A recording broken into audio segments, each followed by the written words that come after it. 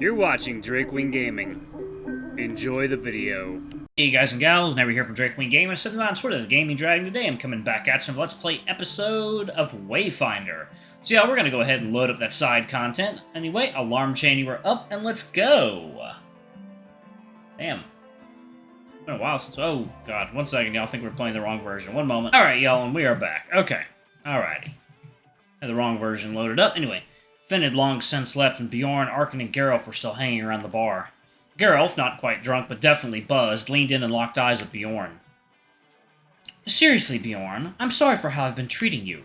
I'm glad Fynn talked some sense into me, but it shouldn't have come to that. Bjorn nods and places a hand on Geralf's shoulder. Water under the bridge now, good friend. You're too kind. Honestly, I don't know what came over me. That mindset is one my family has, but I've never really agreed with them on most anything. It's probably stress. We all feel the weight of this competition. Geralf seemed surprised when Arkin spoke up. Bjorn, too, looked at him as though he'd witnessed a miracle. Competition? I suppose I hadn't thought of that since we met Fynn. We're not exactly supposed to be partners. It's cause he brought us together so easily. Finn's nice.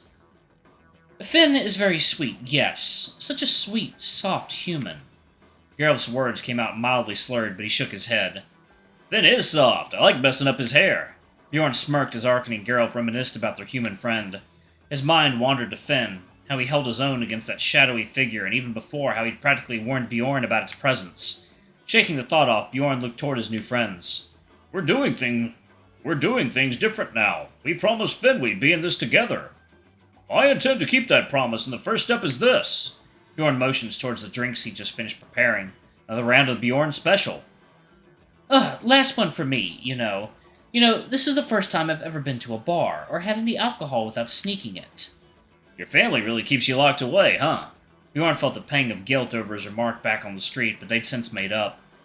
Yes, they've sectioned off a wing of the castle, and only allow servants or instructors in and out, other than visiting me themselves. Sometimes.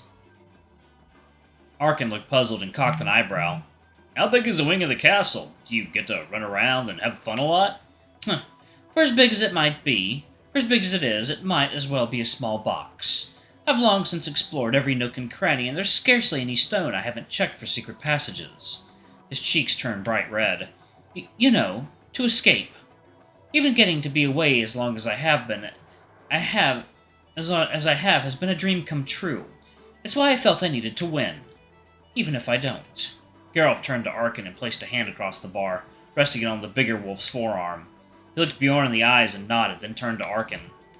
Taking y'all, water time. Alright, y'all, and we are back. Let's jump back into it. Okay. You would both make for great leaders. I'd be proud to work with either of you. There was a moment of silence, and Arkin placed his arm on Geralf's shoulder. I wouldn't let them take you back, you know.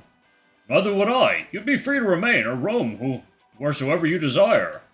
Geralf's eyes widened and his breath hitched, then he turned away from the pair. You both. Thank you.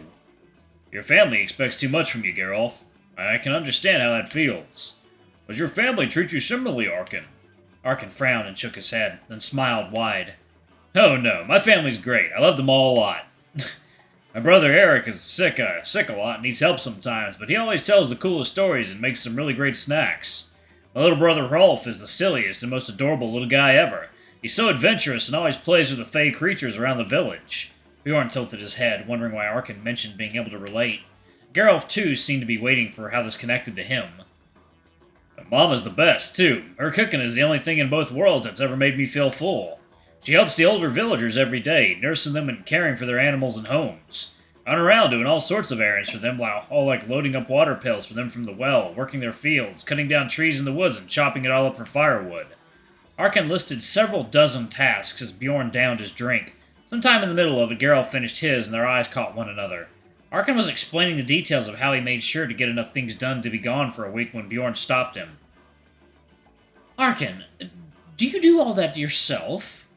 Well, yeah, like I said, Eric is sickly and Rolf is just little. There aren't any other people in the village who can. You weren't kidding about there not being any healthy people in your village to be candidates? Not that I thought it was a joke, mind you, just... Your people place a lot of trust in you. It must be scary to imagine letting them down. Yeah, I don't think I could go back and face them if I failed. Fynn was trying to not to mention what he is doing tomorrow. He's keeping something from us because he doesn't want to burden us with it, but we've already been burdening him with our problems. You're not wrong. I think I've shared more with him than anyone else. Except maybe now you two. Yeah, he brought us together. Let's be there for him tomorrow. We'll do our best. The three shared a toast and did a shot. The final one of the night. To Fynn! To Fynn! To Fynn! After downing it, Geralt looked to Arkin. They nodded to one another, and Arkin turned to Bjorn. Well, don't hold out on us. What's not on your paw? Bjorn, surprised at the sudden question, tensed up again. He took a breath and exhaled. I'm scared that I'll let my Uncle Karu down. It's hard to reconcile the man who raised me and who I love with the man who seems to have ruined so many lives. My parents wanted either me or my brother to become the great chief, but only so they could keep living in comfort. Water, son. Bless you.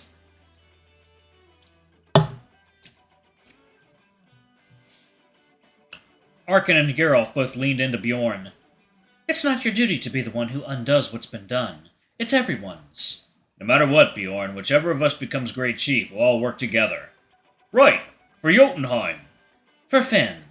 For Jotunheim and for Fynn! They did it without even realizing. The three of them made a pact that night. Their hands came together. 3 goals became 1.